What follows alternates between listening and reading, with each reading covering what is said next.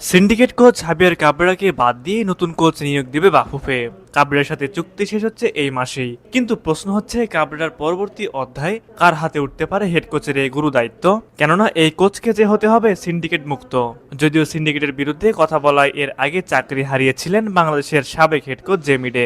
গুঞ্জন রয়েছে বাংলাদেশের পরবর্তী কোচের তালিকায় নাম রয়েছে 4 জন কোচের। তাহলে চলুন কথা না বাড়িয়ে সেই 4 জন কোচ সম্পর্কে বিস্তারিত ভিডিওতে জেনে নেই। নম্বর 4, শন লেন, যার পুরো নাম শন ব্রেন্ডন লেন। তিনি একজন ইংলিশ সাবেক পেশাদার ফুটবলার, যিনি বেশিরভাগই হেয়ারফোর্ড ইউনাইটেড এবং ডার্বি কাউন্টির হয়ে স্ট্রাইকার বা মিডফিল্ডার হিসেবে খেলেছেন। বাংলাদেশের ফুটবল দলের হেড কোচ হওয়ার জন্য বেশ আগ্রহী তিনি। বাংলাদেশ ফুটবল ফেডারেশনও তার সাথে যোগাযোগ করে যাচ্ছে। হয়তো খুব শিগগিরই আসতে পারে অফিসিয়াল ঘোষণা। নম্বর 3, দিয়েগো আলোনসো। দিয়েগো আলোনসো 2022 বিশ্বকাপে উরুগুয়ের জাতীয় দলের হেড কোচ ছিলেন।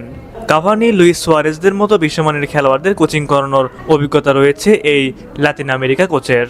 উরুগুয়ের এই সাবেক কোচ কাজ করতে চান বাংলাদেশের ফুটবল নিয়ে। তার অভিজ্ঞতা ও কৌশলের দিক থেকে বললে তিনি একেবারে টপ লেভেলের কোচ, যার কারণে ফুটবল বিশ্লেষকরা মনে করছেন দিয়েগো আলোনসোকে বাংলাদেশে আনার প্রক্রিয়া শুরু করা হোক। নম্বর 2, কিকো রামিরেজ, যার পুরো নাম ফ্রান্সিসকো কিকো রামিরেজ গঞ্জালেস। তিনি একজন স্প্যানিশ পেশাদার ফুটবল ম্যানেজার এবং প্রাক্তন খেলোয়াড়, যিনি একজন ফরওয়ার্ড হিসেবে খেলেছেন। তিনি সম্প্রতি পুলিশ ক্লাব উইসলা ক্রাকোর ক্রীড়া পরিচালক হিসেবে দায়িত্ব পালন করছেন। রামিরেজের অবসর নেওয়ার পর কোচিং শুরু করেন। বর্তমানে তিনি বাংলাদেশের হয়ে কোচিং করানোর জন্য আগ্রহ প্রকাশ করেছেন।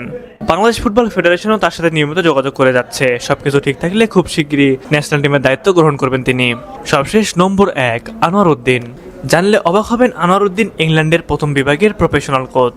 বাংলাদেশের ফুটবল নিয়ে কাজ করতে চান ইংলিশ লিগের কোচ আনোয়ার উদ্দিন। সাবেক ওয়েস্ট হ্যাম তারকা আনোয়ার উদ্দিনকে বাংলাদেশের কোচ করতে পারলে ইউরোপে থাকা প্রবাসী ফুটবলারদের আনা অনেক সহজ হবে।